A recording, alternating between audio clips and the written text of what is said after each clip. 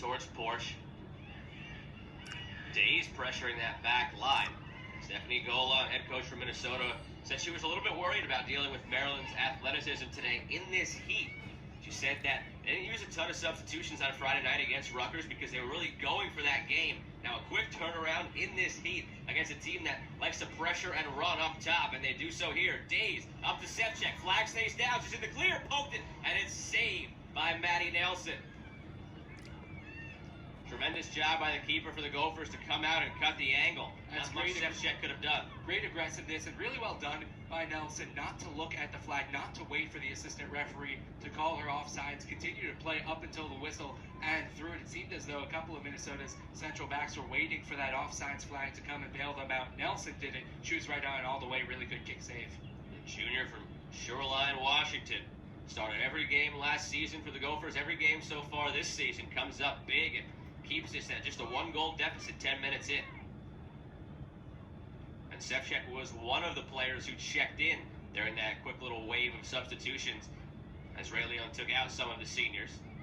Day sticks with it in the corner. She has Porch with her, can't get her the ball, but Porch able to win the second ball.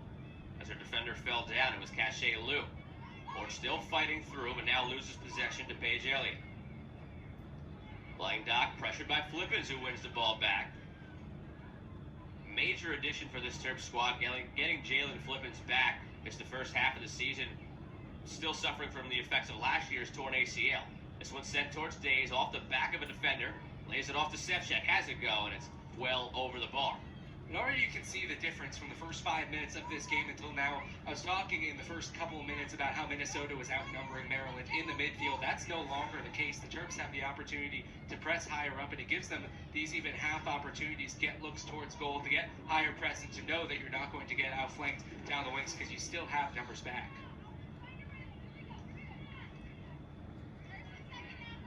Minnesota had said they were going to cycle through many substitutions today again to just keep up with the Terps in terms of freshness. Quick turnaround from Friday, hot day. Team that likes to press. Days up top. Wanted a foul call, but she doesn't get it. Trisha Ward in some space now for the Gophers. They haven't really had anything in the attacking third ever since that wave of substitutions from the Terps. Broadbent checked into the middle, as did Sevchek, and that closed things down. Minnesota may regret not capitalizing in those early stages when they had their chances. Hogarth goes back to Seppi, who had 14 saves in a 3-0 defeat against Wisconsin on Friday night. It was an all-around poor performance for the Terps, but one player that you cannot say was the reason they lost was Erin Seppi. If anything, she was the reason that it was a 3-0 scoreline as opposed to a 7 or 8-0 scoreline. She's definitely been excellent, waiting her turn after backing up Rachel Egan each of the past 2 seasons, and has really made her mark this year. I think she's battled out with Andy Weck, and smartly Ray Leon going back to Erin Seppi between the pipes. Lost it from Flippens to Days. Her last touch too strong, and it was too strong because it came off of her hand. Whistle blown for a handball against Days. Josh Kelly all over that one.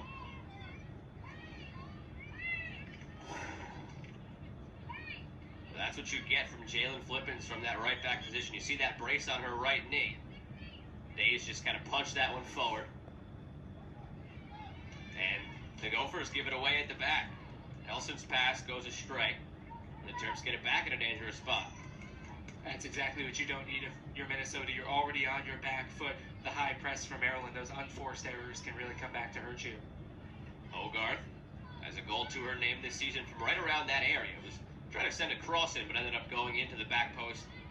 Made some highlight shows that week. Playing Dock on the far side. Plays a quick 1-2 with Cache Liu.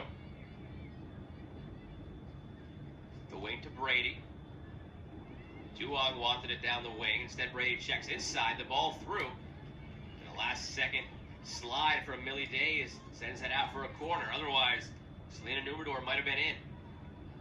Quick kick taken. Towards the back post. Headed wide. Paige Elliott couldn't get her forehead to it. Skimmed off the side.